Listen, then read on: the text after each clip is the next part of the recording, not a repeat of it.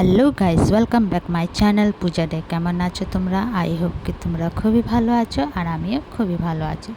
তো এখানে দেখো কড়াই বসিয়ে দিয়েছি। কড়াইয়ের মধ্যে দিয়ে দিলাম মাস্টার অয়েল, জিরে আর একটা শুকনো লঙ্কা আর তেজপাতা দিয়ে একটু ফোড়নটা পুড়ে গেলে তো এই যে গোটা গরম মশলা দিয়ে দিলাম।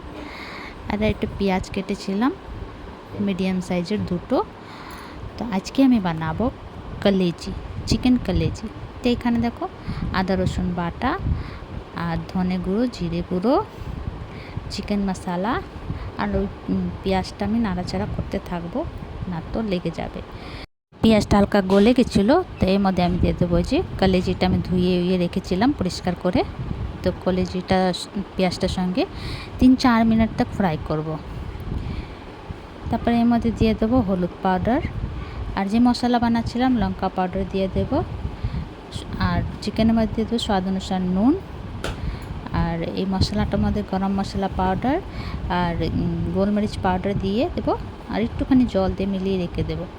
তো চিকেনটা হলুদ নুন দিয়ে 4-5 মিনিট তক ফ্রাই করেছি। তারপরে যে মশলাটা দিয়ে দিলাম আর প্লেটটা ধুয়ে জলটা দিয়ে দিলাম, ভালো করে কষিয়ে নেব।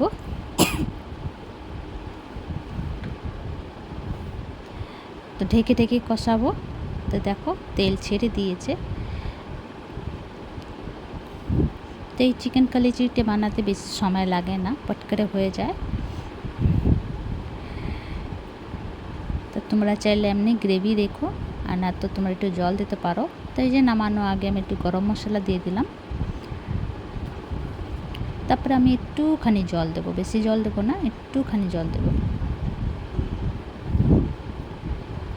একটু নাড়াচাড়া করে একটুখানি জল দিয়ে আবার নাড়াচাড়া করব। তো আমার চিকেন কলেজি রেসিপি রেডি।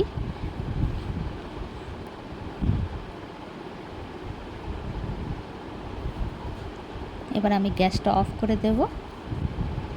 তো দেখো, তো আমার ভিডিওটা তোমাদেরকে কেমন লাগলো? ভালো লাগলে প্লিজ লাইক, শেয়ার, কমেন্ট করো, সাবস্ক্রাইব করে দিও। আবার নতুন ভিডিওর সঙ্গে দেখা হবে। তো তোমরা সবাই ভালো থেকো, সুস্থ থেকো। ভিডিওটা কেমন লাগলো কমেন্ট করে জানিও।